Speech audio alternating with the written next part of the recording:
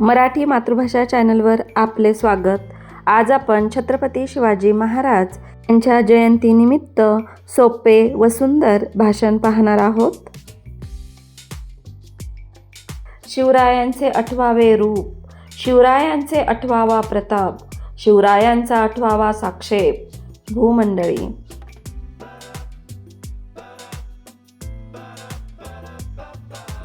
अखंड भारताचे आराध्य दैवत छत्रपती शिवाजी महाराज की जय। सन्माननीय व्यासपीठ, सर्व मान्यवर आणि इथे जमलेले सर्व रसिक, इतिहास साक्षी आहे असा एकमेव राजा आहे ज्यांनी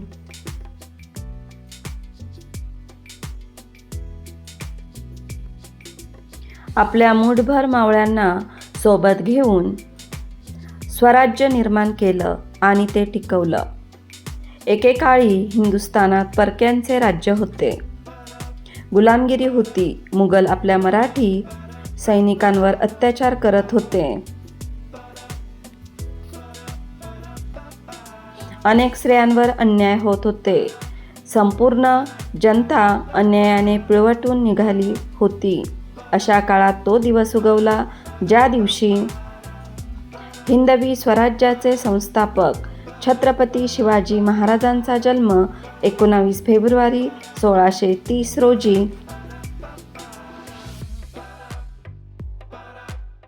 शिवनेरीवर झाला। तो दिवस जगभरात शिवजयंती म्हणून साजरा केला जातो। शिवाजी महाराजांच्या वडिलांचे नाव शहाजी राजे भोसले व आईचे नाव जिजाबाई भोसले होते। शिवनेरी गडावरील शिवाई देवीच्या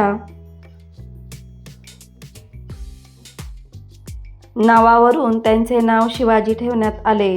जिजाऊंनी शिवबांवर उत्तम संस्कार घडवले। त्यांनी वयाच्या अवघ्या 15व्या वर्षी स्वराज्य निर्मितीची शपथ घेतली आणि तोरणा किल्ला जिंकून स्वराज्याचे तोरण उभारले।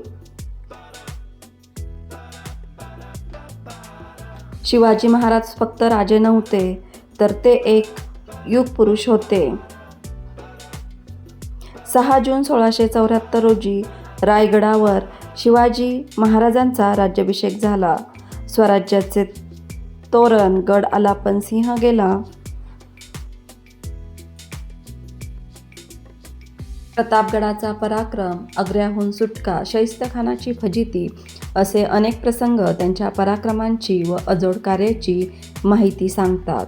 आपल्या आयुष्याला प्रेरणा देणाऱ्या या राजाला नमन करून मी माझे काही शब्द संपवत आहे। जाता जाता एवढेच म्हणेन, राजे तुम्ही होता म्हणून दिसले मंदिरांना कळस आणि दारात तुळस। राजे तुम्ही होता म्हणून भरून राहिले सुवासिनींचे कपाळ आणि हिंदवी स्वराज्याची सकाळ। धन्यवाद। जय जिजाऊ, जय शिवराय, जय हिंद, जय महाराष्ट्र।